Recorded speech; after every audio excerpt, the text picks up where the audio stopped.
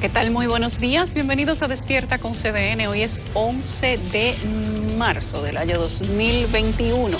Para nosotros es un placer poder amanecer informándoles. Hoy hablamos de las nuevas 5 cepas. Pasamos de 1 a 2 y ahora a 5, confirmadas por el Ministerio de Salud Pública. Y hoy hablaremos además de inflación, de liquidaciones y de situaciones de presión presupuestaria con el invitado que tenemos para nuestra entrevista central. Buenos días para todos, esto es Despierta con CDN. Para nosotros es un placer estar con ustedes arrancando la mañanita con café bueno. Tómenselo con calma, yo le llamo los jueves viernes chiquito. Lo compartíamos antes de arrancar el programa también con nuestra compañera Lucía Montes de Oca, quien con cariño nos hace un clipcito ahí en redes sociales. Hoy, como dice Yulisa, es un día para analizar perspectivas económicas en este espacio. Tendremos una interesante entrevista más adelante, pero es bueno señalar también, hoy se cumplen 5 años del asesinato del profesor Mateo Aquino Febrillet, con quien compartimos importantes reflexiones acá en Noticias Entre Políticos durante casi 2 años. El profesor Mateo Aquino Febrillet fue un hombre que intentó mediar en una situación entre un caballero que está bien preso, tiene 30 años de prisión, le dieron 30 años de prisión a Blas Peralta por esa discusión que sostuvo con Eduard Montaz, era esa discusión. Mateo Aquino Febrillet trató de resolver esa situación y terminó muerto. Es uno de los pocos casos, tengo que decirlo así, en los que me he sentido profundamente satisfecha con la labor de la justicia en la República Dominicana, aunque hubo algunas denuncias sobre las condiciones privilegiadas que tenía Blas Peralta en aras nacionales. Preso está. Y la viuda de Mateo Aquino Febrillet decía que pese a que él estuviese preso jamás le iban a regresar la felicidad. Desde acá un abrazo para Rita, para la familia del profesor Mateo Aquino Febrillet, ex rector de la Universidad Autónoma de Santo Domingo. Con esto arrancamos este espacio. Nelson, ¿cómo estás? Buenos días. Buenos días, buenos días. El caso de Aquino Febrillet, la discusión era por un regidor de Yaguate en la boleta del PRM. Y miren ustedes los enconos hasta qué punto llegan. Señores, las mañanas cada día son más claras mientras más se acerque la primavera. Una pena que ya la mayoría de países comenzaron a cambiar la hora.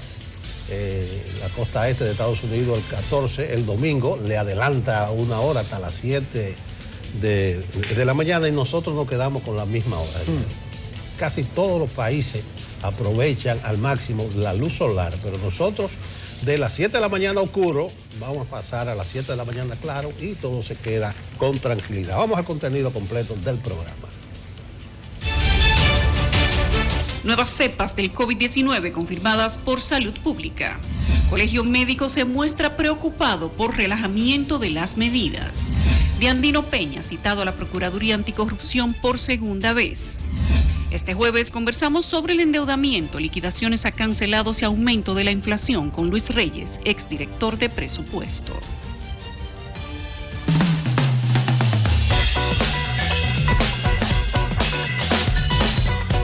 Vamos a ver las portadas de los principales diarios del país con nuestro compañero Francisco Medrano, que por cierto hoy me las encuentro de lo más interesante. Francisco, adelante, buen día. Hola, muy buenos días, Yulisa. Saludos a todos los integrantes de este espacio y por supuesto a nuestros amigos televidentes. Iniciamos de inmediato un recorrido con el periódico El Caribe, cuyo titular de primera página es el siguiente. Abinader dice, gobierno no es culpable de alza de precios. El presidente afirma que hay una deuda acumulada de 1.200 millones de pesos por asumir los aumentos de los combustibles. La fotografía principal fue tomada por Ricardo Flete y corresponde a la ciudad de Santiago. En el titular dice que las lluvias causan desbordamiento de ríos y cañadas. Bueno, la información en la esquina inferior derecha reseña que la Superintendencia de Bancos rastrea activos de 50 entidades quebradas. El titular de esa institución, Alejandro Fernández, dijo que están haciendo una auditoría legal para ubicar los activos de entidades que quebraron en los años 80 y 90. Entre ellas hay entidades financieras y bancos de desarrollo y comerciales. El titular resaltado en amarillo del Caribe en este día, señala que las universidades solidarias en la jornada de vacunación es que 7 academias en coordinación con el Gabinete de Salud funcionan como centros de inoculación contra el COVID-19. El siguiente llamado apunta a que apresan a Leonardo Faña por caso de violencia de género. El Ministerio Público solicitará la imposición de prisión preventiva como medida de coerción. En materia política, el Caribe informa que Charlie Mariotti cree que el PLD debe reducir los errores al mínimo. El nuevo secretario general del Partido Morado se opone a las primarias abiertas y considera que los sometidos por corrupción deben responder. Vamos a ver ahora el periódico Listín Diario. De inmediato presentamos su portada de este jueves y el titular de primera página, el principal titular, destaca que el gobierno revela cómo enfrenta la desbandada de precios y recoge las palabras del presidente Luis Abinader, quien dijo ayer: el ministro de Industria y Comercio, Ito Bisonó, no es el culpable del alza de los combustibles. Bueno, pues este titular va acompañado de la fotografía del desayuno que sostuvo el jefe de Estado y varios de sus ministros del área económica con directores de medios de comunicación y periodistas destacados del país. El título de la gráfica dice que el gobierno seguirá absorbiendo los aumentos del petróleo. Esto en referencia precisamente al tema de los altos precios de los combustibles. Más abajo, este diario trae un titular acerca de los 4 lugares donde se mueve la nueva variante del COVID-19. También, Listín Diario informa que las lluvias causaron estragos en la zona norte del país. En la esquina inferior derecha, otra gráfica muestra el paso fronterizo de Dajabón y el titular dice que una puerta de salvación. Vamos a ver ahora el periódico Diario Libre en este día. De inmediato presentamos su portada y su principal titular dice que 5 variantes de COVID-19 circulan en el territorio dominicano desde enero. Estas cepas fueron detectadas en las provincias Espaillat, también la Altagracia, Santo Domingo y el Distrito Nacional. Salud Pública asegura no representan peligro para el país, mientras el Colegio Médico Dominicano expresa preocupación por el relajamiento de las medidas.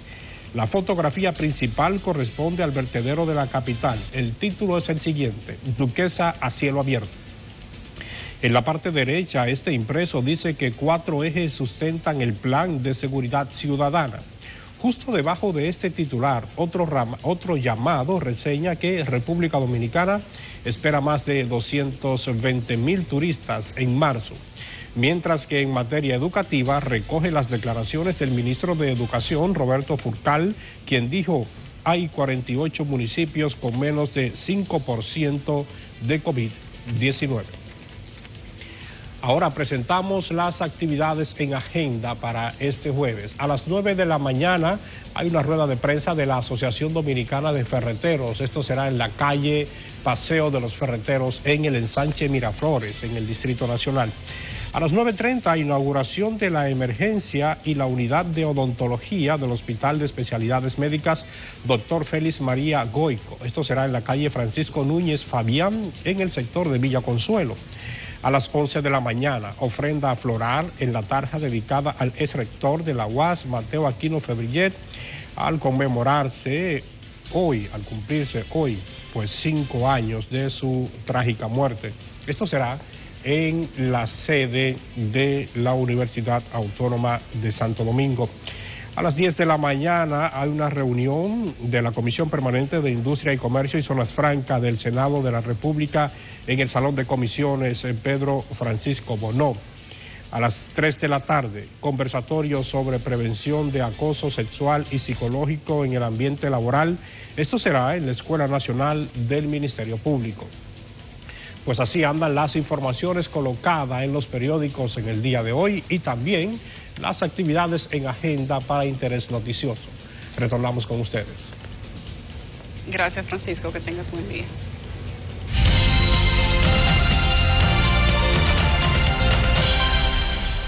Pasamos de inmediato a las predicciones del tiempo con el retorno del... Hola, ¿qué tal? Soy Isuriel con las informaciones meteorológicas. El sistema frontal continuará todavía incidiendo en República Dominicana durante varios días más. Desde ayer se ha tornado estacionario al norte de nuestra zona de pronóstico y ha desarrollado más precipitaciones. Para hoy se esperan también más lluvias, específicamente hacia la región del Cibao, hacia el sureste y hacia el noreste. También parte de la cordillera central estarán recibiendo estas precipitaciones y algunas localidades de la zona fronteriza. Los modelos de pronóstico persisten todavía hasta el sábado con las precipitaciones, porque además del frente estará incidiendo en República Dominicana una vaguada, posibilidad de más inundaciones durante las próximas 24 horas en algunas localidades.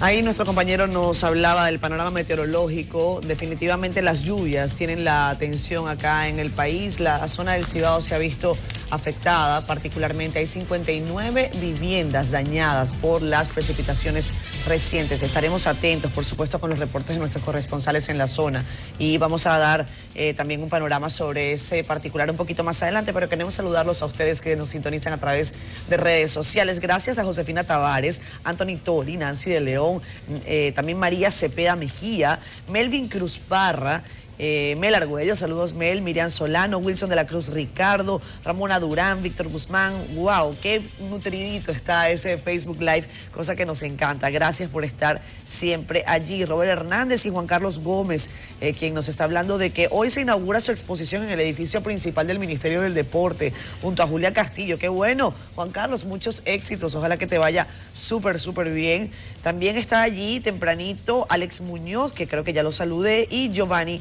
Collado. Él ya habla de que la señora que se desnudó en protesta y ya le pagaron, es un vivo ejemplo de que solo así escucha el gobierno. Bueno, dicen algunos que esa va a parecer una suerte de impronta para las protestas a continuación.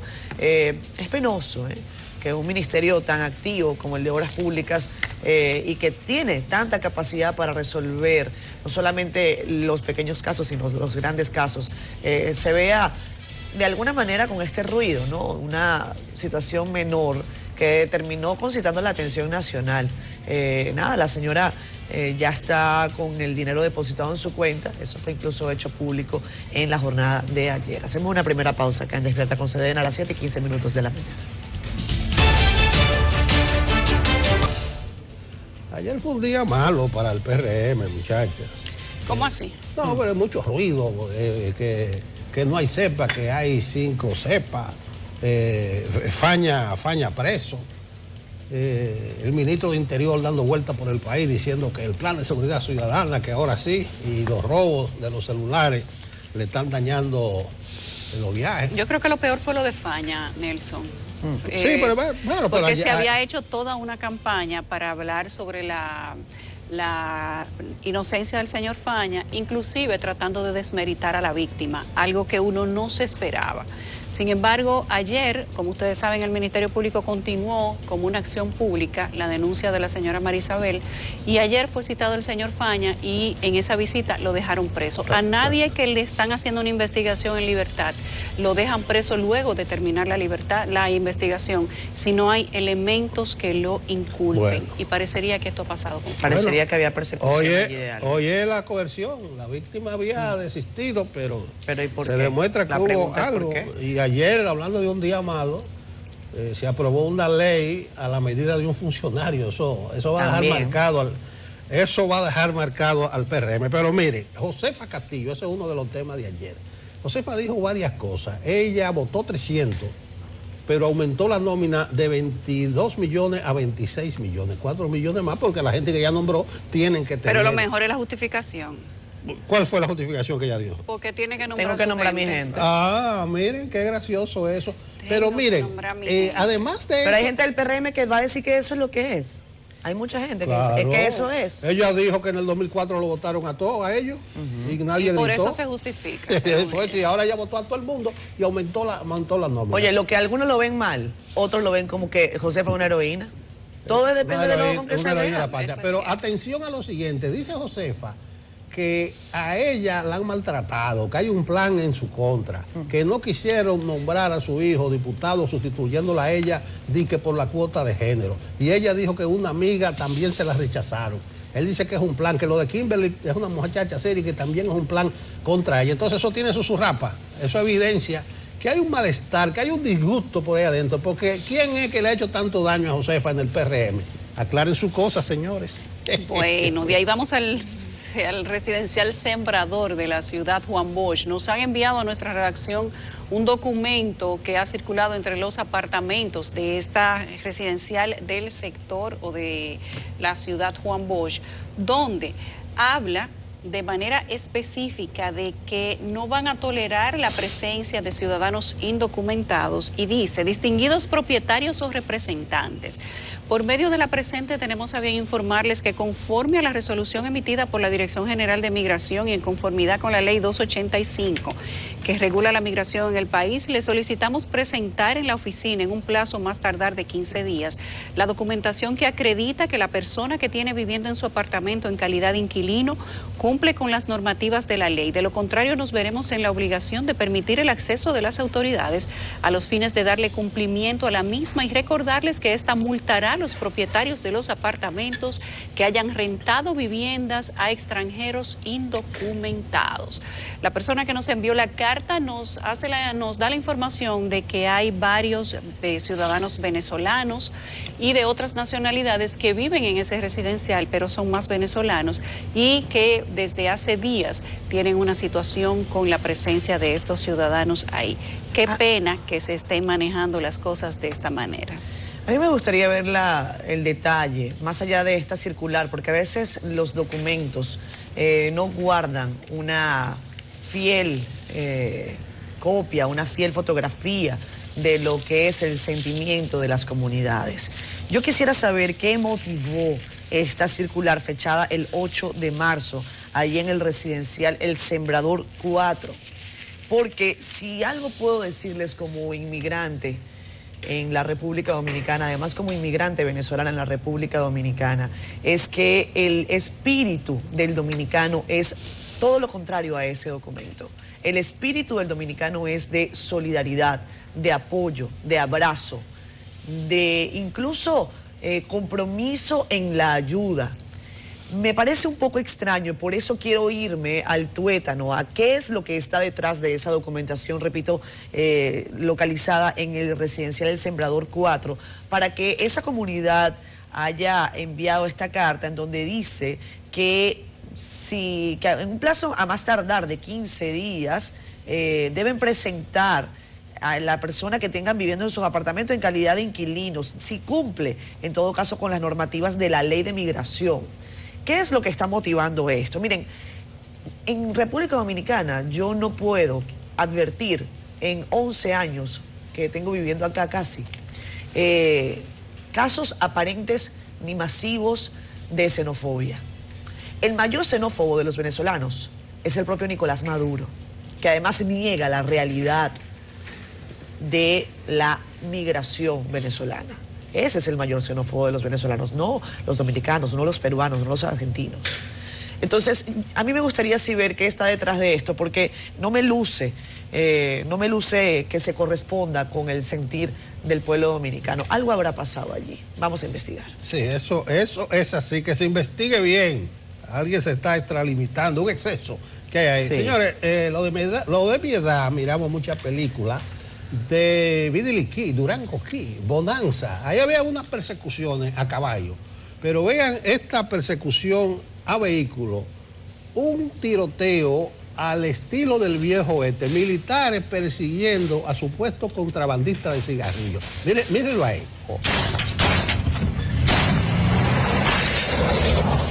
Caigan atrás. Me cayó el cargador a la pistola. Vamos.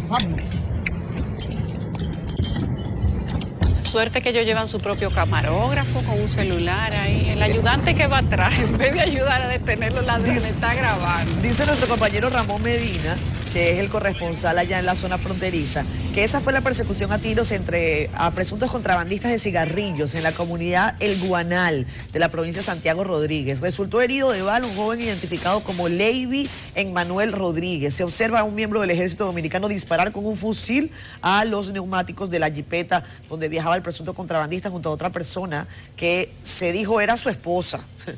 Aquí el contrabando es un asunto hasta familiar. Le dio a los neumáticos. Sí, le dio a los neumáticos. El video es un poco extenso y después incluso se ve la acción. Allí detuvieron a otra jipeta porque es que habían dos vehículos involucrados. Pero miren, esto sí, el viejo hasta se molestan, dicen malas palabras. ¿Pero qué van a decir, Yulisa? Hemos bajado el audio para que ustedes no tengan que escuchar los improperios, como decía mi abuela, que dicen ellos en el camino. Llegan hasta un paraje, si producción lo puede adelantar un poco más, ellos llegan hasta un paraje, ahí se desmontan y es donde como que se cuadra mejor el militar y empieza a decir una cuanta mala palabra y entonces parecería que persigue a alguien. Pero la sorpresa esto es diario aquí es vivir que de la ellos frontera, Yulisa. Esto es diario, en la frontera eso pasa todo el tiempo. Cigarrillos, ajo. Sí, cigarrillos. Mire, el ajo ya no es un tema en la frontera, Nelson. No es un tema para que está pasando el ajo. O está pasando o ya no lo están mandando. El ajo parece pepita de oro, el ajo, qué caro está. Increíble. El que pasan de contrabando. Pues aquí el contrabando son los cigarrillos. Déjeme decirle que ese es uno de los productos que más se contrabandea en la frontera, no solamente con Haití, sino también se trae desde otros países en contenedores y siempre se ha manejado una especie de estructura aduanal. Aparentemente en este momento está rota, pero es cuestión de tiempo para que esos lazos se unan nuevamente y ojalá que las autoridades mantengan ese combate que tienen hasta este momento para disminuir el tráfico, no solamente de cigarrillos, sino de muchas otras cosas que se pasan por ahí. Con la verja perimetral eso quedará resuelto. Había una imagen de la portada del Listín Diario que tomaron una foto con un dron de cómo estaba la frontera el día de ayer. No sé si producción la puede tener por ahí para nosotros verla, para que ustedes vean la cantidad de gente que había agolpada en la puerta. Y si eso es entrando por la puerta principal, imagínense cómo será entrando por las puertas aledañas por donde nadie está vigilando. Ojo con el tema de la frontera, porque estoy viendo un enfoque un poco extraño. Mírenlo ahí está la foto. La puerta de salvación. Esa es la puerta, es el río, creo que es el Artibonito. Y Artibonito, creo que sí. Y esas son miren la fila hasta donde llega, hasta allá. Y miren lo que hay en la puerta, agolpados. Increíble. Pero miren la cantidad de militares que hay.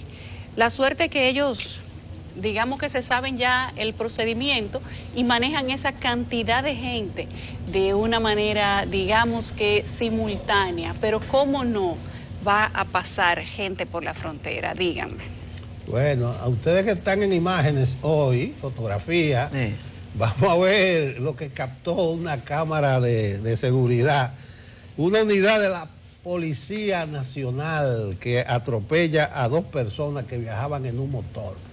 Ese sí está fuerte. Miremos este drama, si lo tenemos por ahí. Tenemos esa imagen.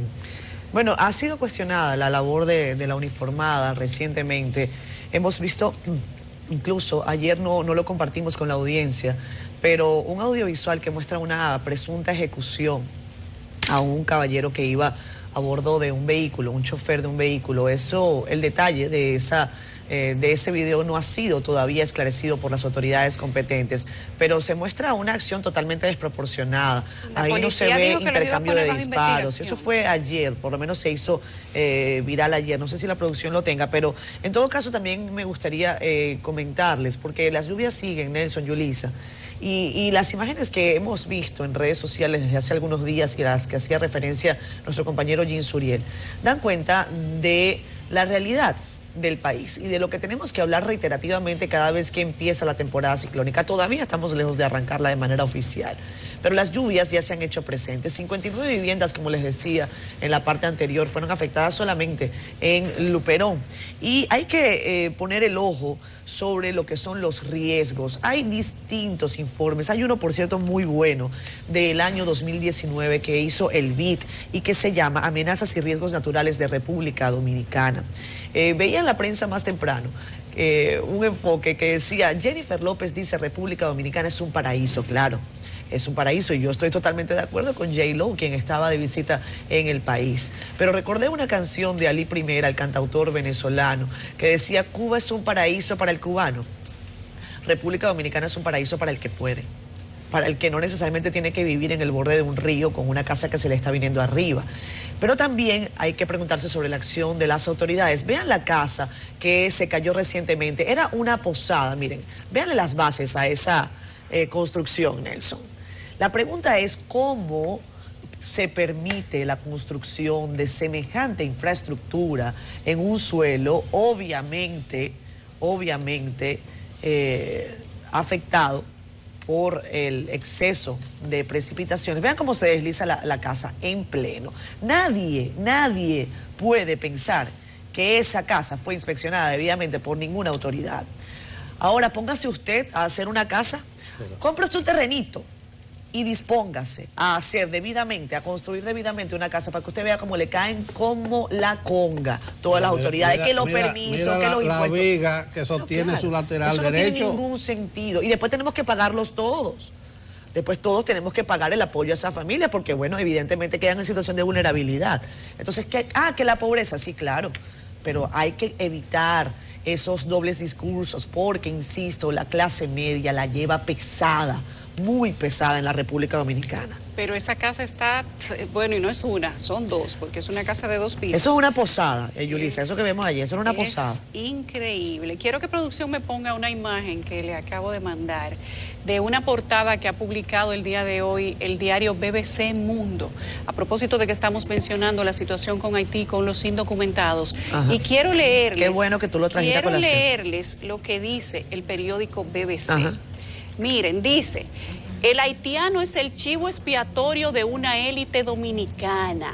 Señores, esa es portada del diario BBC en Europa. Por eso decía, el hoy. enfoque es delicado. La frontera entre República Dominicana y Haití se verá reforzada según el plan del presidente Luis Abinader. Y el reciente anuncio de la construcción de una valla en la frontera entre ambos países volvió a poner en la mira la difícil relación entre los países vecinos. Y la BBC habla como que el discurso del presidente es una doble moral, porque dice que el presidente había dicho que va a tener una buena relación con Haití, que incluso se reunió con el presidente de Haití prometiendo ayudarlos, y que entonces luego en un discurso de rendición de cuentas se despacha diciendo que les va a poner un muro, como si República Dominicana no tuviera el derecho de poner una verja, o como si para ayudar a Haití República Dominicana tuviera que desconocer su ley migratoria o simplemente dejarse vejar el derecho. Me parece un enfoque sumamente viciado el que ha hecho la BBC Mundo el día de hoy. Lo vi esta madrugada y me pareció sumamente dañino, pero esta es la imagen que venden muchos diarios y medios internacionales de cómo se manejan las relaciones Haití-República Dominicana. Pero yo creo que hay que exonerar a BBC. Sigue adelante, a ver si es sobre la base de una entrevista a Juan Miguel Pérez. Correcto. Ellos han analizado, son dos cosas. No, porque Juan Miguel Pérez dice que le extraña ese discurso, ese es el hijo del Bacho.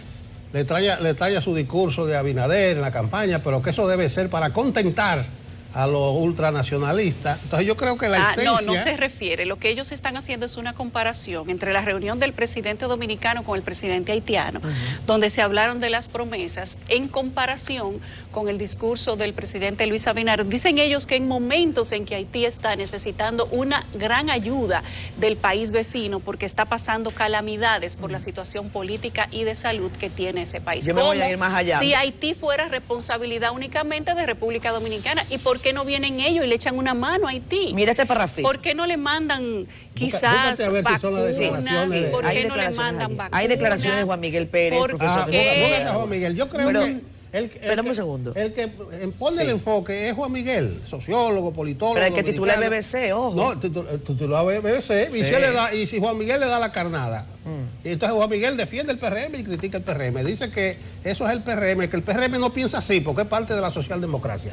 Léete lo que te iba a decir. Fíjate este parrafito, por eso yo decía que hay una situación de enfoque de la que hay que estar particularmente atentos. ¿Por qué? Dice, este periodista que se llama Daniel García Marco, en este artículo en el periódico digital BBC Mundo. El anuncio sorprendió a los expertos, que se refiere al tema de la verja perimetral, que no es muro, que es verja perimetral, pero independientemente de. El anuncio sorprendió a los expertos que esperan del nuevo presidente una política de Dominicana más abierta. De esos expertos que esperan. Nunca se dice quiénes son esos expertos que esperan, pero así lo señala. Una política dominicana más abierta después de que el gobierno acordara recientemente, y aquí está el detalle, oigan, ayudar a Haití a dar documentos de identidad a los ciudadanos que viven en territorio dominicano. Entonces, ojo con este enfoque, ¿no? Porque recordemos, eso tiene que pasar por un procedimiento. Además, esa situación se acordó con Jovenel Moïse, quien está en pico de Zamuro, dirían en Venezuela. O sea que uno no sabe cuál va a ser su destino, sobre todo en el gobierno. Son unas declaraciones también, como dice Nelson, del profesor de Sociología de la UAS, Juan Miguel Pérez.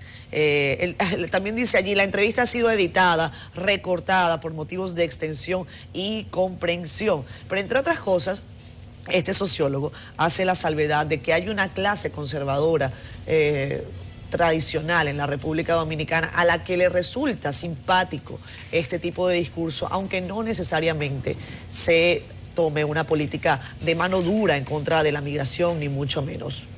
Cuando uno termina de leer el artículo, pareciera que la intencionalidad, es decir, eso es bulto y bulto, y más nada.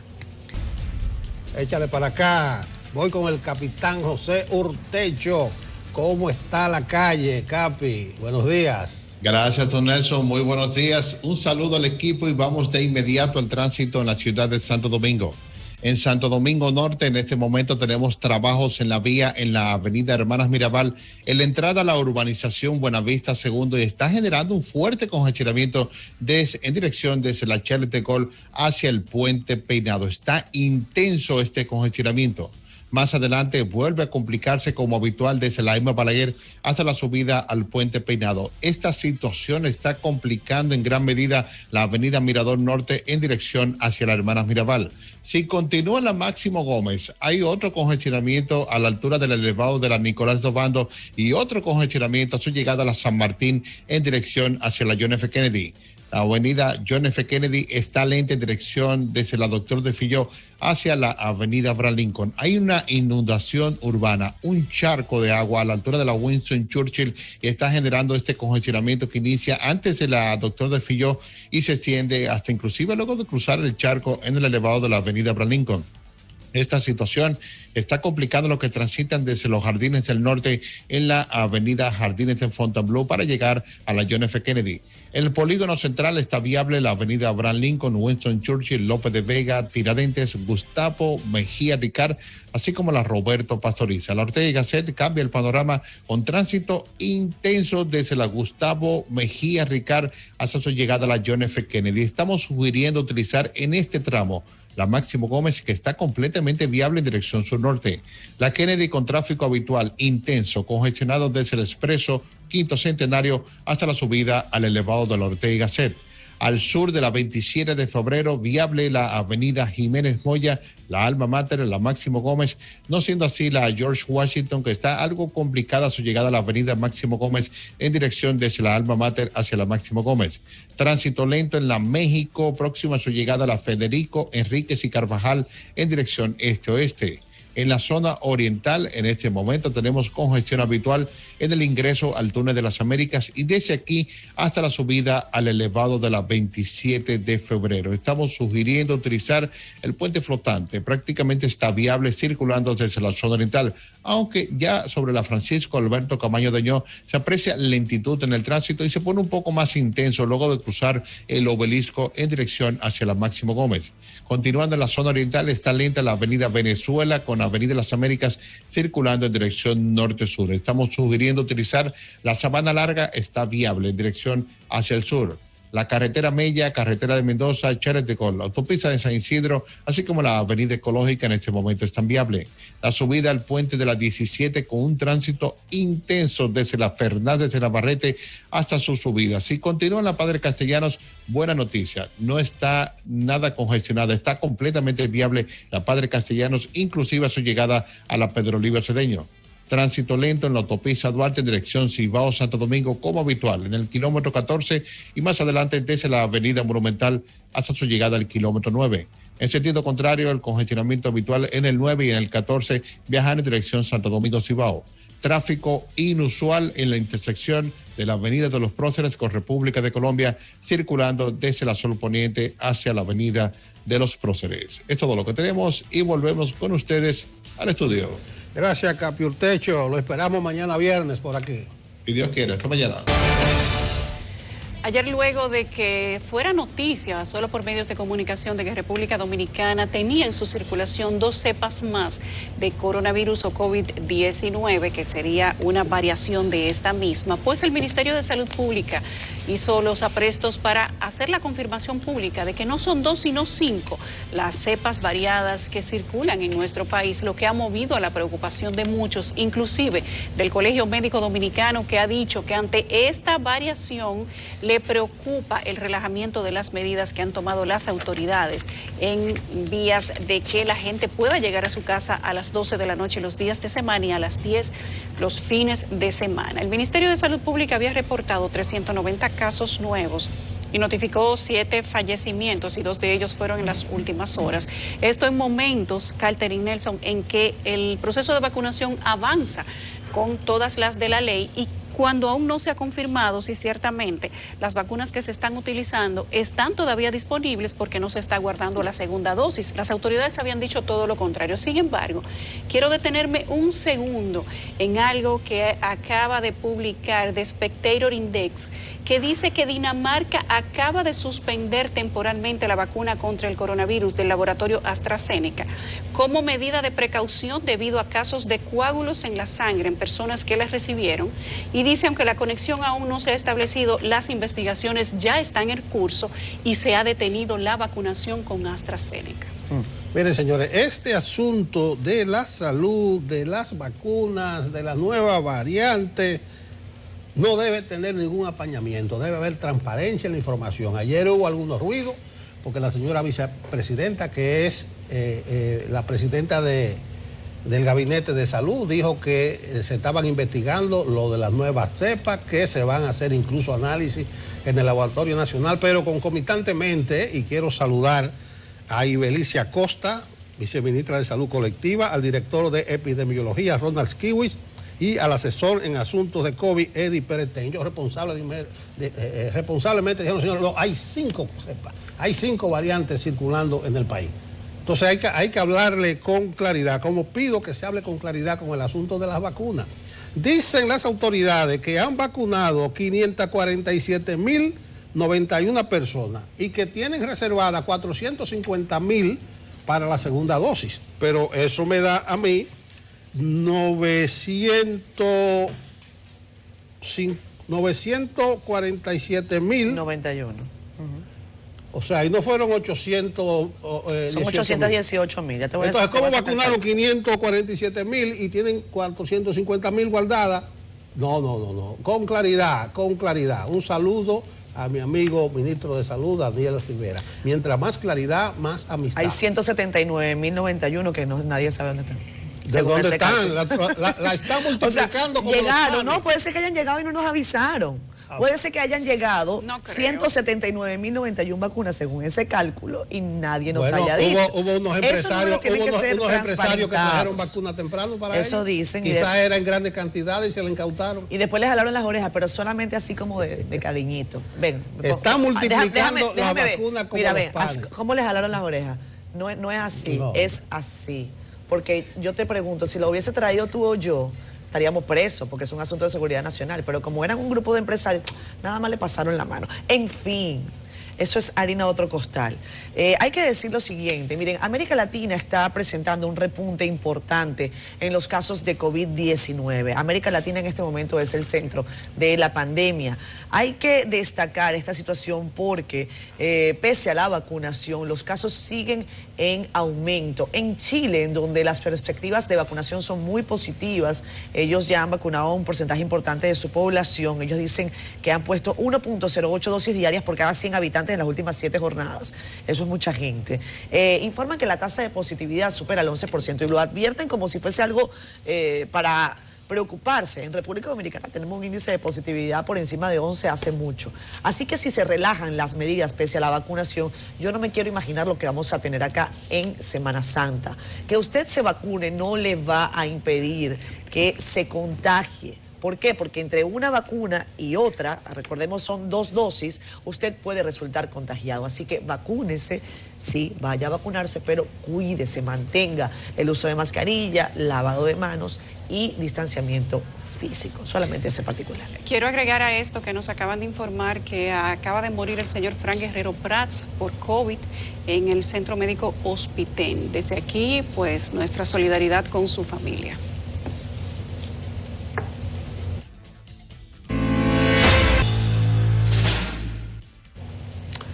Señoras y señores, Bauruco es una de las provincias más pobres del país, de la más empobrecida, pero está reconocida porque tiene gente amable, agradable, que brinda calidez, además que tiene un grandísimo potencial productivo y ecoturístico esperando por su desarrollo y para que se explote.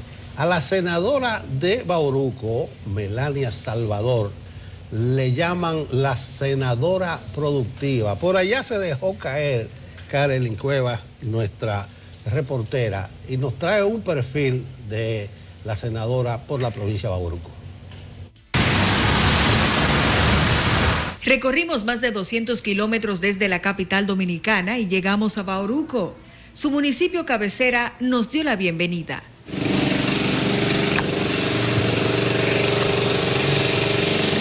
Es el mismo trayecto que recorre unas 2 veces por semana la senadora de la provincia, Melania Salvador. Hemos diseñado de 3 a 4 días en Santo Domingo. El resto hace presencia en el pueblo, despacha desde su casa y oficina senatorial. En el día de ayer yo atendí alrededor de casi de 300 personas en mi oficina senatorial de Bauruco. Está consciente de las necesidades de su gente, por eso impulsa varios proyectos en el Senado. En las 4 provincias que componemos la región Enriquillo, con esa gran fortaleza y ese gran desarrollo que va a comenzar por Pedernales, pues vamos a ser también beneficiadas. También estamos sometiendo un proyecto de ley para que se instale el Banco de Desarrollo Fronterizo, para que se capitalice con los empresarios que se instalen en la provincia. Uno de los que más le apasiona es el relacionado a la producción de la fruta insignia. Estamos solicitando al señor presidente de la República que fortalezca económicamente ese instituto para que pueda beneficiarse más provincias y para que el cultivo de la uva, que tiene bastantes derivados, pueda ocupar un lugar de generación de empleo. Entiende que con estos y otros proyectos se enfrentaría uno de los principales problemas de la provincia. Por el desempleo, porque estamos medidos a una sociedad que no avanza. Sin embargo, otro gran problema frena tanto la producción como la generación de empleos. El Metro del Sur. Se refiere a la presa de Montegrande, una magna obra que podría poner fin a la histórica escasez de agua en la zona. Para que se haga una auditoría técnica financiera, porque para muchos de nosotros ya la presa de Montegrande estaba quizá un avance de un 85%. Cuando vimos la realidad, apenas la presa de Montegrande alcanza un 51%. También solicitábamos que se incorporado una mayor cantidad de terreno de la provincia de Bauruco. La senadora productiva, como la distinguen, incursionó en la política desde los 17 años y tiene la experiencia de haber sido senadora en el 2002. Casi 2 décadas después, vuelve cargada de ilusiones, pero también de sacrificios. He aspirado a estar los domingos en familia, no he podido porque no puedo decirle a la gente que no vengan a mi casa, y los domingos es un despliegue. Pero atesora el apoyo de sus hijos y esposo, una familia de comerciante que instaló en Neiva el primer supermercado. No es verdad que aquí va a venir una gente a buscar una libra de arroz, que le falten los 20 pesos, los 30 pesos, y yo no se la voy a dar. Mientras ella se dedica a legislar, ellos mantienen a flote el negocio. Una obrera en el trabajo, no solamente en la parte legislativa, sino también en la parte normal, o sea, en lo que es su medio de producción, que entre otros, esta es una plaza donde Melania, aunque no está físicamente, Melania está en espíritu aquí. Pero usted no sabe nada. No, explícame un poquito cómo es. Bueno, ahí, como he iniciado la jugada, salimos con el doble 6. Todo lo que requiera planificar se le da bien. Eso es un juego que requiere análisis, ¿verdad? Sí, sí. Como todo en la vida. Pero en esta ocasión le gané. No, usted no va a creerse. Oye, no tomó el pelo. A contarle, ¿no? Melania Salvador representa una de las provincias con más necesidades del país, pero que exhibe una extensa belleza ecoturística. Sus municipios como Tamayo, Galván, Los Ríos, Clavellinas y Villa Jaragua, el pueblo que canta y encanta, tienen mucho que ofrecer. En toda la provincia de Bauruco son visibles las verdes siembras de plátano y otros frutos como tomate, café y por supuesto la uva. La senadora productiva lo sabe y por eso ha dedicado toda su vida a trabajar por su gente. Son muchos los sueños que se encuentran enclavados en esta provincia, pero el más importante es quizás la creación de nuevas oportunidades para que su gente pueda salir adelante sin necesidad de emigrar. Carolyn Cuevas, CDN. La cotización de las materias primas, Nelson. Hay chistes internos. Esto pasa. Este es un chiste interno. Ustedes no lo van a entender. Sí. Miren, vamos en esta parte de Despierta con CDN a presentar una interesante perspectiva con respecto a la materia económica. Hablamos de cotización de materias primas, de barril de petróleo en mercados internacionales. Todo eso continúa incidiendo en precios aplicados a la mayoría de los productos de la canasta familiar. Así también lo constató CDN, hizo un recorrido, nuestro compañero Samuel Guzmán hizo un recorrido por diferentes establecimientos comerciales. Esto fue lo que encontró. Adquirir los artículos necesarios para una alimentación básica se vuelve cada vez más difícil. Según cifras divulgadas por la presidencia, algunos de los principales artículos de la canasta básica se venden a precios que varían en hasta 51 pesos entre un supermercado y otro. Los datos oficiales incluyen el precio de la cebolla, cuya libra más barata se oferta a 32.4 pesos en un supermercado y en otro ronda los 79 pesos. Igualmente, el ají tiene un diferencial de 15 pesos por libra entre un supermercado y otro, ofertándose en un rango que va desde los 33 hasta los 48 pesos. En cuanto al plátano, la unidad se comercializa en supermercados a precios que van desde los 16 hasta los 22 pesos por unidad. Las cifras oficiales también indican que la papa tiene una dispersión de precio en supermercados de 19 pesos, ofertándose desde los 26 hasta los 45 pesos por libra. El huevo, otro de los productos de la canasta familiar, tiene un rango de precios por unidad que va desde los 4.7 pesos hasta los 7.4 pesos en supermercados. Además, las cifras suministradas por el Ministerio de Industria, Comercio y MIPYMES arrojan una diferencia de hasta 5 pesos en el precio del arroz entre un supermercado y otro. Se recuerda que para combatir la inflación, el Ministerio de Agricultura ha acordado con productores, comerciantes y el Instituto Nacional de Estabilización de Precios garantizar el suministro de un grupo de productos alimenticios a precios asequibles para los hogares de menos ingresos. Samuel Guzmán, CDN. Miren, para analizar este escenario, toda la perspectiva económica, con nosotros está el destacado economista Luis Reyes, quien además fue director de presupuesto. En buen momento, en buena hora. Gracias por estar acá. Luis, gracias por estar aquí. Gracias a ustedes por invitarme. Luis, voy a arrancar con esa perspectiva, esa panorámica que nos da nuestro compañero Samuel Guzmán, de lo que es el impacto de los precios, la notoriedad de la diferencia además de precios de productos entre un supermercado y otro. Hay un periódico de circulación nacional hoy que hacía también ese análisis de cómo es importante además esa perspectiva, analizarla. ¿Por qué está ocurriendo ese incremento desproporcionado y esa diferenciación tan bárbara de un supermercado a otro, de un colmado a otro, de un comercio a otro? Excelente pregunta, excelente pregunta. Y anoche justamente escribí en mi casa, porque ese era el motivo de mi próximo artículo, el artículo de la próxima semana. Damos y un una coincidencia, voy a dar un adelanto de esto.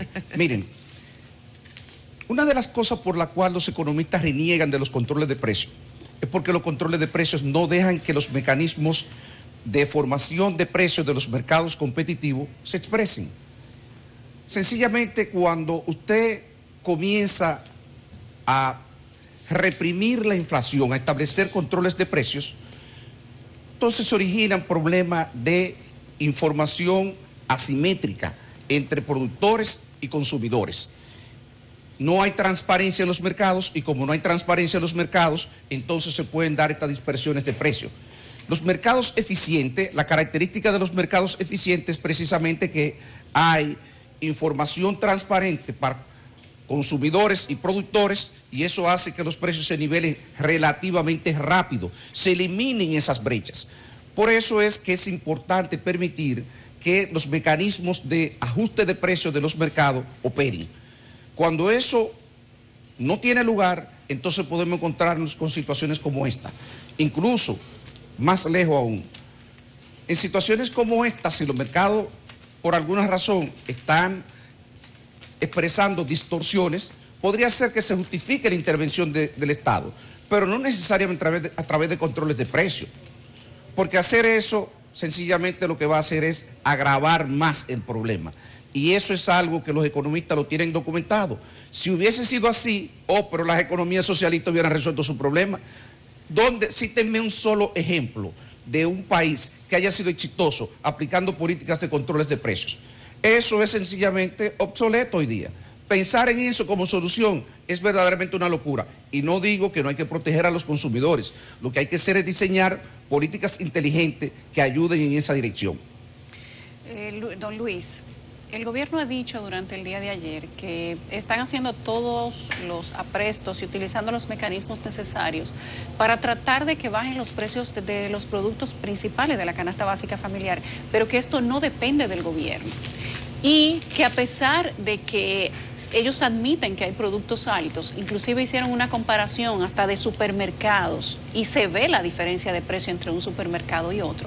Lo que el gobierno puede hacer es ofrecer a través de Inespre productos con la misma calidad y en un precio mucho más bajo. Sin embargo, se atribuyen las características de presión a la producción de las proteínas y de los vegetales, etcétera, al incremento de diferentes productos internacionales, que son lo que hacen que aquí se pueda producir. ¿Entiende usted que hay otra alternativa que pudieran hacer las autoridades o que ustedes hayan hecho en el pasado que pudiera ayudar a aliviar la situación de momento? Aunque la promesa es que dentro de poco tiempo todo eso va a mejorar porque el campo está sembrado, según dijeron las autoridades ayer. Yulisa, amigos televidentes, ayer leí en los medios las declaraciones que sirvió uno de los ministros que estuvo presente. Y comparto parcialmente las declaraciones. Claro que es algo exógeno al gobierno. El gobierno no es el responsable de la alza de precios. Esa es la realidad. O sea, esto obedece a una situación externa que está impactando la economía local. Ahora, ¿en qué no coincido con el gobierno? En que esto es algo temporal, transitorio y que es algo que va a mejorar.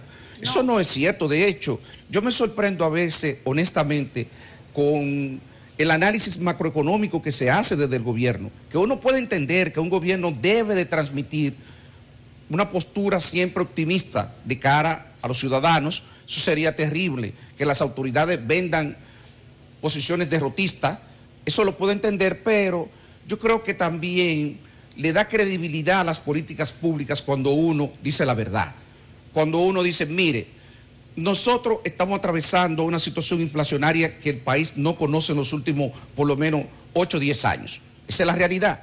Pero sobre todo que está golpeando a los sectores de menores ingresos. Para ustedes y para el público que nos escucha, el problema no es solamente que la inflación es alta, es que está golpeando 2 veces más al quintil más pobre que lo que está golpeando al quintil más rico. Y entonces eso plantea serios problemas desde el punto de vista social, en un escenario en el cual tenemos un mercado laboral sumamente frágil, donde hay más de 300,000 cesantes, con un problema que se ha producido en enero, que no entendemos muy bien todavía y que habrá que esperar nueva información, porque los cesantes pasaron de 200,000 y tanto en diciembre a 300,000 y pico en enero, cuando ya estábamos esperando de que hubiese iniciado el proceso de recuperación. Entonces, en ese escenario es que el gobierno tiene que enfrentar este proceso. ¿Qué digo? La situación de incremento de la demanda de bienes primarios, de commodities, y particularmente del petróleo, lo que están diciendo los mercados a futuro es que van a seguir subiendo. ¿Y por qué van a seguir subiendo?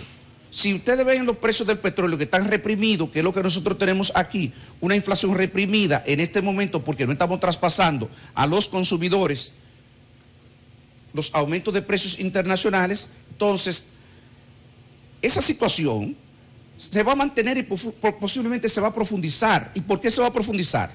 Porque en Estados Unidos se acaba de aprobar un paquete fiscal de 1.9 trillones de dólares, en español 1.9 billones en inglés, y eso va a presionar la demanda. Y en Estados Unidos hay una discusión entre los grandes economistas que da gusto seguirla, por lo siguiente: va a generar eso una inflación de demanda con una situación de exceso de liquidez que hay en la economía norteamericana enorme. Va eso sencillamente a colocar la demanda agregada de la economía norteamericana por encima de su potencial. Así es como se ve, y eso va a generar presiones inflacionarias. Pero ya sabemos la situación de recuperación de la economía de China. ¿Y eso se va a detener? Eso no se va a detener.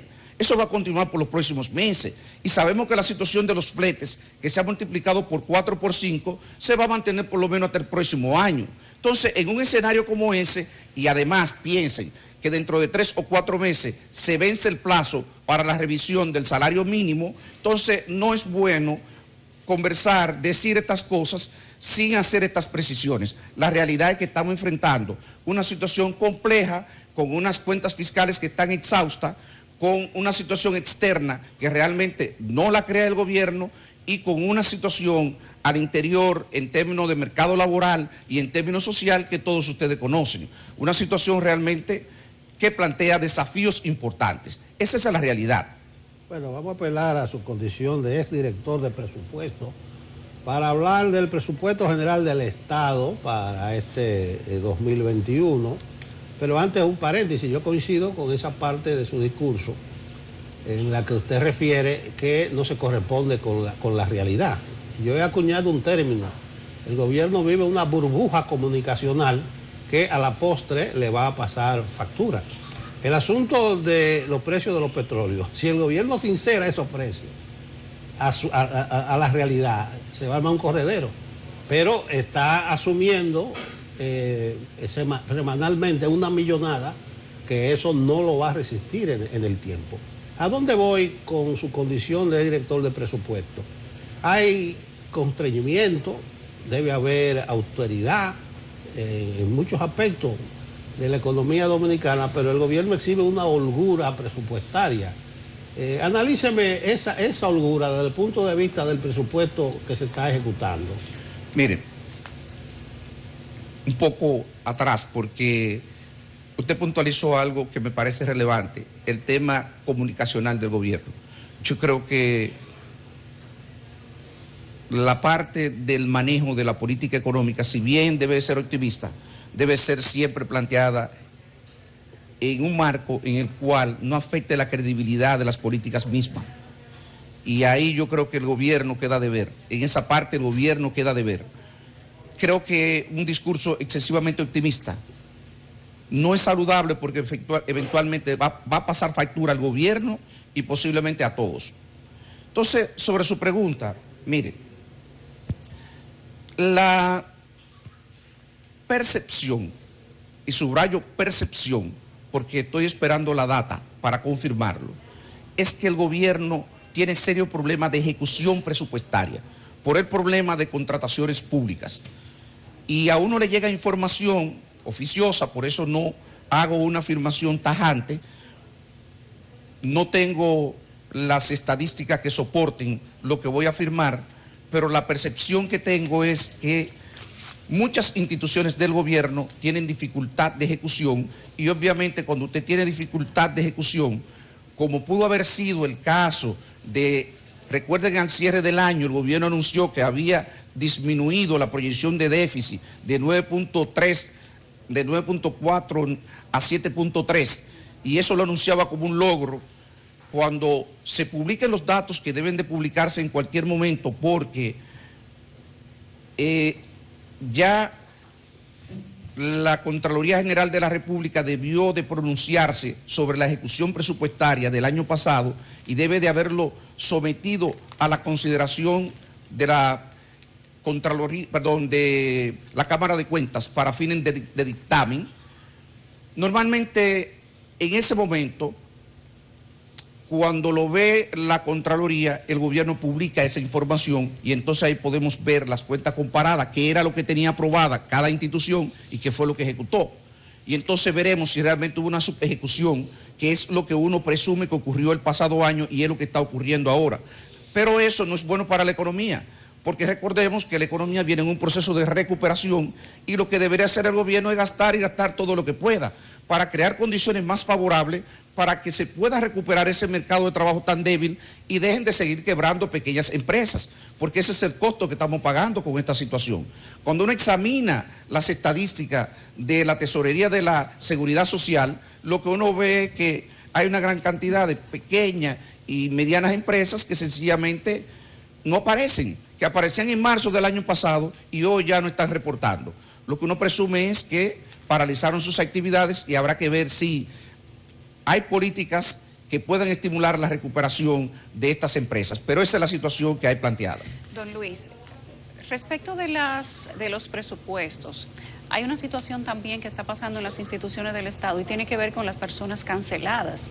La gente se queja, inclusive han ido a protestar al frente de algunas instituciones porque no le pagan las liquidaciones o los derechos adquiridos que se supone que el gobierno debía honrar, estén o no dentro de la carrera administrativa. Pero el gobierno tendría dentro de su presupuesto el dinero apropiado para liquidar a los empleados públicos, ¿o no? No lo tiene posiblemente. Y digo por lo siguiente, incluso es una deficiencia que la tuvimos nosotros y hasta donde conozco, no creo que esto tampoco, esta administración la tenga. Le explico. Miren, como cada incumbente tiene mucha autonomía a la hora de suspender a un empleado, incluso aunque uno se lo diga y se lo comunique y le plantee, mire, usted va a generar una obligación, y yo le voy a decir cómo aprendimos. ¿Sabe cómo aprendimos? Cuando nos vinieron un montón de sentencias del Tribunal Administrativo diciéndonos que teníamos que pagar. Y ahí hay instituciones que puedo citar que tienen decenas de sentencias en contra. Obviamente, ¿qué es lo que ocurre? Como no se consulta al Ministerio de Administración Pública ni a la Dirección General del Presupuesto cuando se va a desvincular un personal, usted no puede sencillamente programar lo que usted no conoce. Y como usted no conoce la situación, usted no lo toma en consideración. Ahora, hay una tradición también, ustedes saben, una cultura de no pago, esa es la realidad. Hay una cultura de no pago que uno trató, por lo menos, de comenzar a enmendar.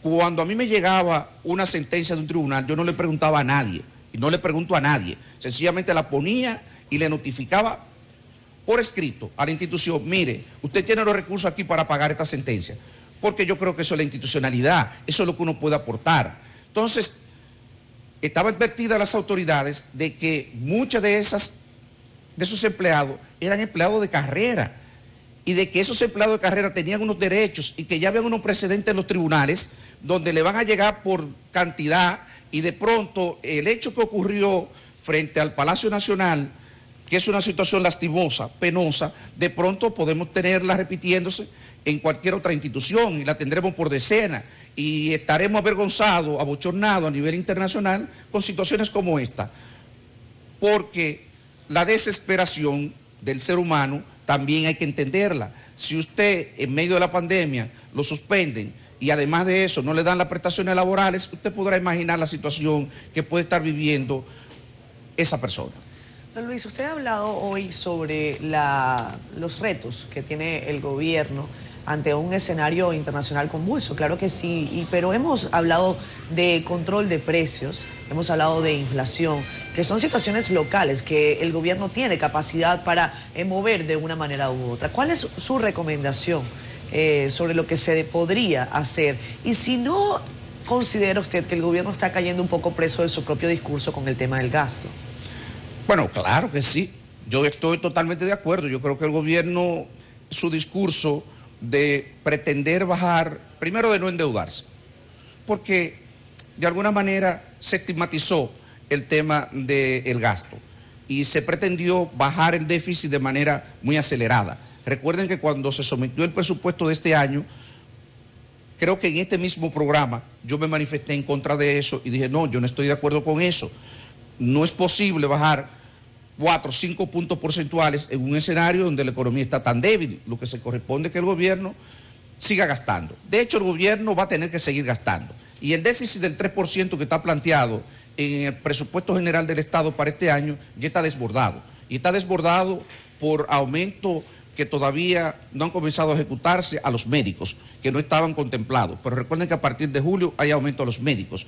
Tenemos también aumento a los miembros del Ministerio de Defensa. Tenemos la prolongación de los programas sociales hasta el mes de abril, que tampoco estaban previstos. Tenemos las medidas de no transferencia de los aumentos de los precios internacionales del petróleo a la ciudadanía, que también está pendiente. Y podemos mencionar muchas otras cosas más. El apoyo a distintos sectores productivos. Apoyo a distintos sectores productivos. Entonces, ¿qué se puede hacer? ¿Qué es lo que yo planteo de mi punto de vista? Señores, claramente nosotros tenemos una población carenciada que necesita el apoyo en medio de la pandemia y por el efecto de la inflación, hoy más que nunca del Estado. Eso no hay discusión. Ahora, el Estado tiene programas que han sido muy efectivos. Uno de ellos podría ser, en un escenario como este, preferible, masificar el INESPRE a cierto nivel. Que el alcance, escuché el día pasado al director y me parecía que el alcance de eso era sumamente limitado. Pero más aún, señor, pero nosotros tenemos programas sociales que se ejecutan desde la presidencia que son sumamente efectivos. ¿Por qué yo no le doy, por ejemplo, un voucher a través de esos programas? ¿Por qué yo no le doy una autorización para que él vaya a cierto lugar y retire tanta libra de carne, de cerdo o de res, de lo que yo quiera ayudarle? Pero el subsidio, que lo estoy otorgando como quiera, lo estoy dando a través de los consumidores y no a través de los productores, y eso me permite que los mecanismos de precio se expresen, pero trato de proteger a los sectores más pobres por lo siguiente, porque ¿por qué nosotros tenemos que pagar? ¿Por qué yo no tengo que pagar la carne de pollo lo que cuesta cuando yo lo puedo pagar? Entonces a mí me van a subsidiar igual que a una persona pobre. ¿Saben lo que es eso? Eso es regresivo. Eso es una medida que genera desigualdad, que profundiza la desigualdad. Y por eso es que yo estoy en contra de eso. Eso es lo que no puede ser posible. Y ahí es donde tenemos que entrar en la discusión. Esa es la discusión. ¿Cómo hacer las políticas de manera más efectiva? Eso es lo que nos diferencia. Se pueden hacer y se deben hacer, pero hay que hacer las cosas de la manera más efectiva desde el punto de vista económico. Y eso es lo que yo estoy planteando. Bueno, a usted le gusta manejarse con las cifras ya cuando son oficiales. Ya el Banco Central dijo que el nivel de la deuda pública consolidada es de 69 y algo. Eso parece muy elevado. Usted que fue capaz de manejar el presupuesto de una nación, me imagino que puede manejar el presupuesto de su casa. Usted hace gárgara con eso. No. Pero si lo hace sobre la base de coger prestado o fiado, eso le va a pasar dolor de cabeza en algún momento. ¿A usted no le preocupa? Bueno, ya los bonos que están consignados en el presupuesto de este año ya entraron más de 2.300 millones de pesos. Nelson, mira, vamos a estar claros. Cualquier que sea el nivel como terminemos este año, nosotros nos vamos a aproximar o vamos a superar el 70%. Y eso está debidamente documentado. El 70% del Producto Interno Bruto, la deuda pública va a representar 70 o más del Producto Interno Bruto al término del año.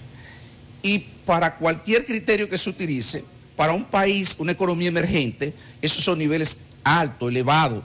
Y como tú dices, yo me reía mientras me hacía la pregunta, porque uno quisiera dejarle esos problemas siempre a las esposas, porque qué complicado es cuando esos presupuestos no cuadran. Y como tú decías, yo que lo he vivido incluso, a veces por los funcionarios que están al frente de estas cosas, me preocupa porque yo sé el estrés que genera. La ciudadanía no puede imaginarse el estrés que genera formular un presupuesto bajo esas condiciones. O sea, de pronto tú estás formulando un presupuesto y cuando la deuda te crece mucho, ¿qué es lo que ocurre?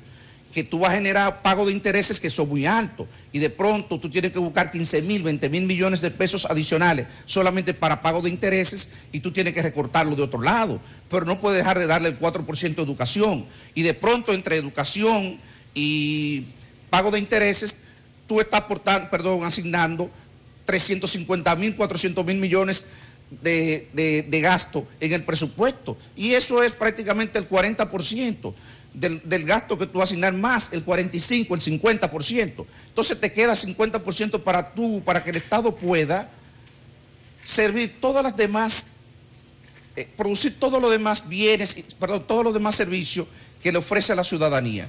Y uno sabe que eso es un problema. Si uno piensa que eventualmente nosotros vamos a pagar niveles muy elevados de intereses de deuda, ¿en qué se va a traducir eso? En un deterioro de la calidad de los servicios que presta el Estado. Esa es la realidad. Porque va a dejar de pagar la deuda.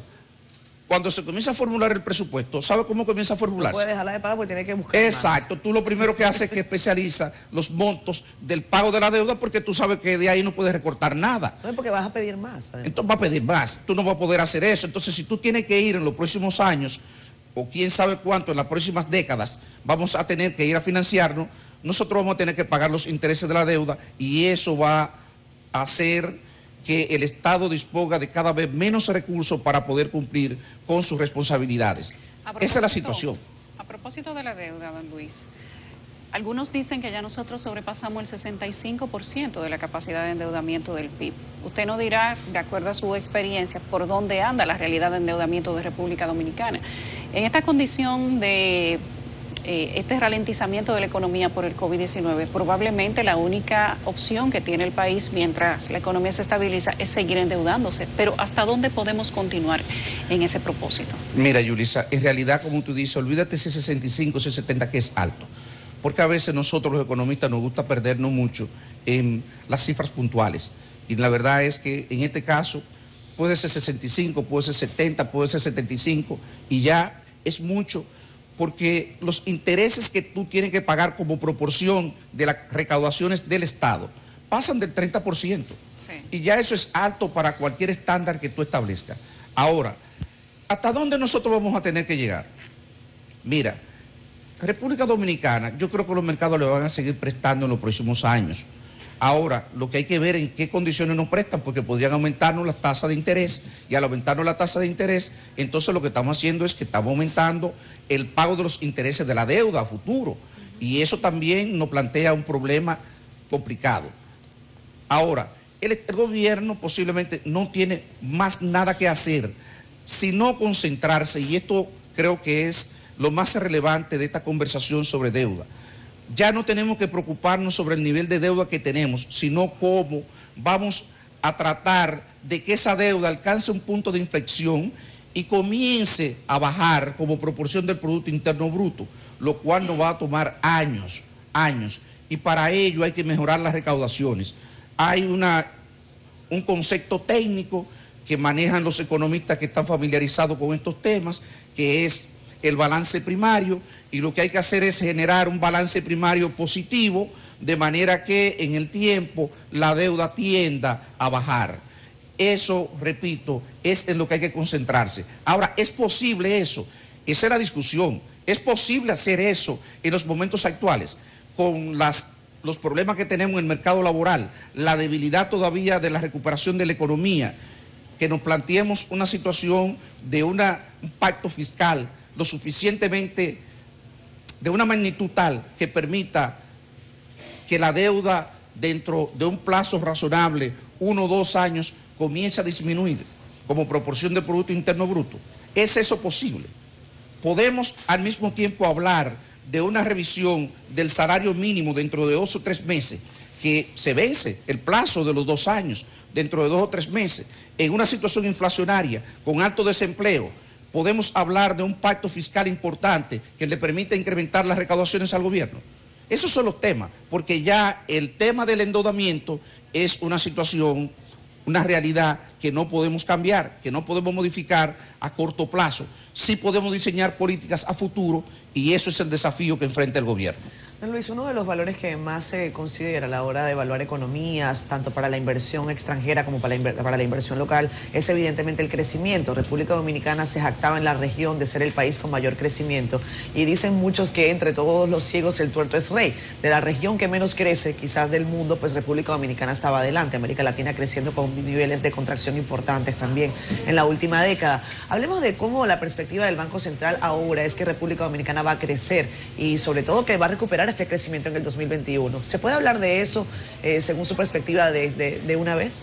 Mire, no cabe la menor duda que la economía dominicana va a crecer, se va a recuperar. Nosotros venimos, señores, de una caída que es la más grande que hemos tenido en los últimos 50 años. La caída de la economía dominicana el pasado año fue mayor que la que tuvimos durante en el año 1965, en el año de la Revolución de Abril. Entonces, como usted tiene un denominador que es tan bajo, vamos a tener una recuperación. La pregunta es, Catherine, amigos televidentes, ¿en qué condiciones nosotros nos vamos a recuperar? Porque que crezcan no significa que nosotros volveremos a utilizar la totalidad de los recursos productivos que nosotros estábamos utilizando antes de la pandemia. Me refiero a lo siguiente. Usted puede crecer 5 o 6% y mantener un nivel de desempleo mucho más alto que el que teníamos antes de la pandemia. Entonces, que una de las preocupaciones que me expresan algunos amigos economistas, y de eso se trata, porque al final el tema no es el crecimiento en sí mismo. De hecho, ya nosotros nos criticábamos porque éramos la economía que más crecíamos, pero al mismo tiempo no generábamos. Eso no se traducía. Mira, no se traducía en mejorar la calidad de vida de la población. Entonces, si ahora volvemos a crecer y la situación es peor en términos de que dejamos un legado negativo en términos de calidad de vida, entonces, ¿de qué nos sirve que nos recuperemos? De eso es que hay que hablar. No hablar de recuperación, la recuperación hay que darla por sentada. ¿Por qué? Porque el nivel que venimos es tan bajo que claro que una economía como esta va a crecer. Ahora, ¿en qué condiciones que vamos a crecer? ¿Vamos a dejar un mercado de trabajo en esas condiciones? ¿Vamos a dejar mayores niveles de pobreza, mucho más, y sin perspectiva, que la que nosotros teníamos antes? De eso se trata. Buen punto. Yo no soy economista, pero yo razono de la manera lógica. La caída por suerte que de tú la eres economía economista dominicana fue una de las más estrepitosas, porque nosotros caímos desde un segundo piso. Y muchas economías de la región cayeron desde el primer piso. Así que fue estrepitoso. Además, don Luis, aquí terminamos dándole las gracias. Ahí viene el fondo, en otra condición. ¿Por qué? Porque ya le debemos el fondo. El fondo viene a velar por su cuarto. Así es.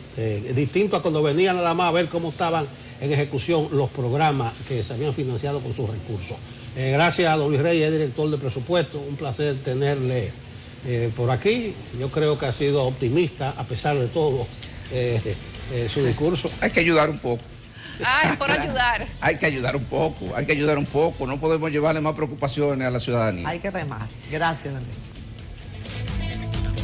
La formación, la educación técnico superior a ese nivel y en lo comunitario, eso es un filón fundamental para el desarrollo de cualquier país. De ahí la importancia de la presente entrevista con José Altagracia Sánchez. Él es el rector del Instituto Técnico Superior Comunitario, el ITSC.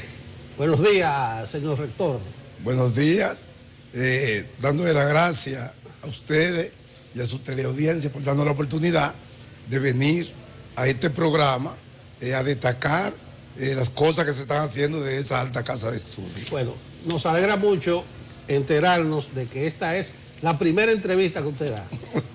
No, para Despierta con CDN es un lujo. Háblanos un poco del instituto y de la formación técnico superior que proporciona. Bueno, esta institución, el ITSC, se encuentra ubicado en el municipio Santo Domingo Este, específicamente en el distrito municipal de San Luis, la carretera Mella, y tiene 8 años desde su fundación. Nosotros hemos llegado a esta gran institución con características especiales que la diferencia de otras instituciones de su naturaleza. Es el primer community college que se establece en nuestro país y su enfoque en cuanto al impacto social está referido a aquellos estudiantes en desventaja social y en alta vulnerabilidad, con pocas oportunidades, en otra palabra. El requisito para ingresar a esta casa de estudio es tener un perfil de bachillerato y a partir de ahí se le somete a un proceso de evaluación para ver realmente la fortaleza en ese perfil de entrada. Hay una dirección de nivelación, hay una prueba POMA que se le aplica y a partir de esa evaluación entonces ya se le da la entrada formal.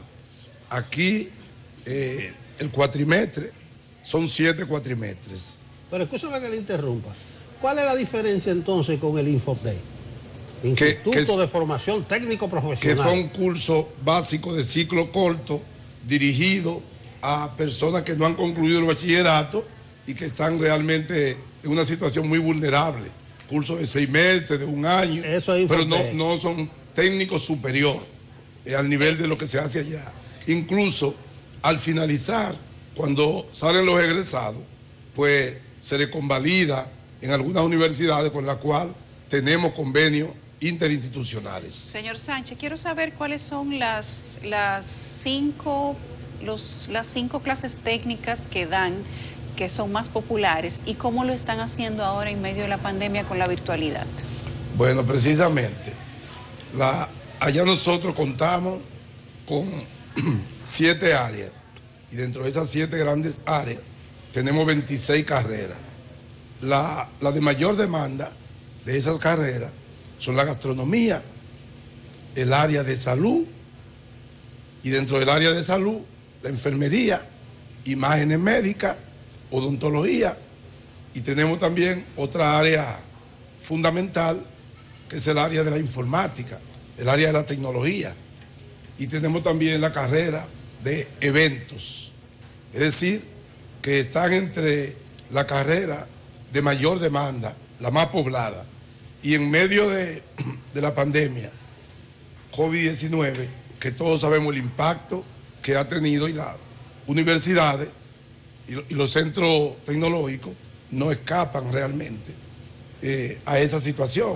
Sin embargo, con el tema de la virtualidad, ha sido una de nuestras fortalezas, ha sido una de nuestras grandes fortalezas, porque el nivel de deserción no ha caído de manera estrepitosa. Hemos podido mitigar los efectos para que se mantenga la población de estudiantes. Hoy tenemos una población de 5.500 estudiantes activos recibiendo su clase de manera virtual y no hemos confrontado ningún tipo de dificultad. Ahora nos encaminamos al estudio de ver el retorno a la presencialidad y vamos a iniciar en coordinación con el protocolo de salud y coordinando con el Ministerio de Educación, Ciencia y Tecnología, que es la entidad rectora a la que el ITSC, como institución de formación técnico superior, estamos adscritos. Es decir, que se está en un protocolo para iniciar con los laboratorios y la práctica docente, la vuelta a la presencialidad. Hasta ahora en estos 8 años, ¿cuántos estudiantes han sido o han resultado egresados del instituto? ¿Y cuál ha sido el impacto? Sobre todo porque, bueno, a veces valoramos el tema de la admisión, pero una vez que egresan del instituto, el impacto que tiene en el sector laboral, ¿cuántos de ellos están empleados actualmente, si ustedes tienen esos datos?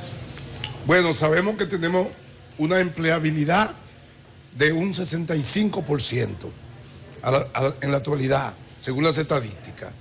Y realmente nosotros coordinamos lo que es el área de la pasantía, precisamente con las empresas del área, que permite que, como una fortaleza fundamental, tenemos un currículo actualizado a lo que son los procesos tecnológicos que se dan dentro de las empresas. Y eso ha garantizado, por ejemplo, que a esta fecha en que hoy conversamos, tenemos 3.500 egresados. Esas son las estadísticas, con un buen nivel, como les decía, de empleabilidad. Y nos abocamos en los próximos días a un convenio, un memorando de entendimiento con la OSAI, que va a permitir fortalecer sobre todo el área de capacitación, tanto al personal docente como a lo que es el personal administrativo. También un aporte importante en este convenio es que van a trabajar con nosotros en la parte de dotarnos de consultores que nos permitan tener una vinculación más estrecha y efectiva con respecto a las necesidades de lo que es la vinculación con el sector empresarial, porque esa institución nace tanto para dar respuesta a los hijos de los obreros, fundamentalmente, hijos de clase media, con pocas oportunidades, pero también para cubrir una gran necesidad que hoy tienen las empresas dominicanas de una mano de obra de alto rendimiento y de gran eficiencia. Señor rector, usted es relativamente nuevo en el cargo, apenas meses. Me imagino que usted llegó con su carpeta debajo del brazo, con sus proyectos. ¿Usted tiene algunos nuevos proyectos para el instituto?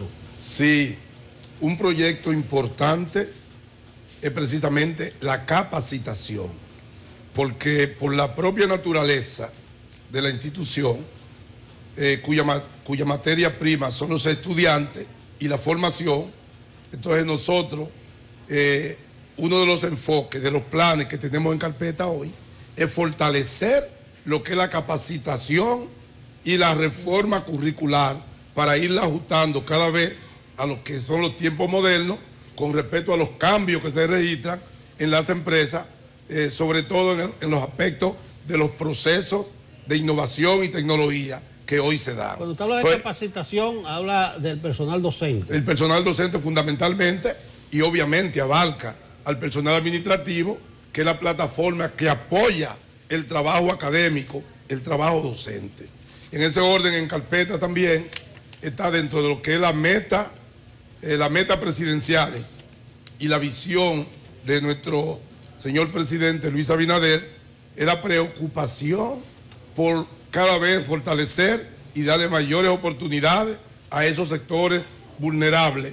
Pero dentro de esa meta presidencial, en este momento estamos trabajando con la creación de un nuevo o una extensión del ITSC en la ciudad de Santiago para las 14 provincias del Cibao. Ah, bueno, pues sí. hay importantes proyectos. Muchas gracias, señor rector. Ay, ¿me van a dejar hasta ahí? Se nos ha ido el tiempo de la entrevista. Vuelvo a invitar, que me quedé con todo el gusto. Sí, pensé que me iba a ir un poquito más difícil con ustedes. Despida. Tengo mucho tiempo viéndolo ustedes en la mañana. Para mí es un toque de queda. Qué bueno. Despídase y dé los mensajes a su gente de allá. Bueno, hacer un llamado a las comunidades que son la población que participa de estos procesos académicos, sobre todo a los estudiantes de Monteplata, Yamasá, Baní, San Cristóbal. De hecho, ayer estuvimos ya dando los toques finales para un gran convenio con la gobernadora y el Consejo de Desarrollo Provincial de la provincia de Monteplata, a que apreciemos el valor que tiene esa alta casa de estudio en términos del impacto que provoca en cuanto los egresados salen y se insertan en los medios de producción y comienza a cambiar su entorno familiar, su entorno social y los aportes sobre todo que hacen al entorno social en el que se mueven y el gran aporte al empresariado a través de tener una mano de obra calificada. Bueno, de modo que muchísimas gracias. Bueno, las gracias de nuevo a José Altagracia Sánchez. Él es el rector del ITSC, Instituto Técnico Superior Comunitario. Un placer tenerlo por aquí. Gracias, Nelson.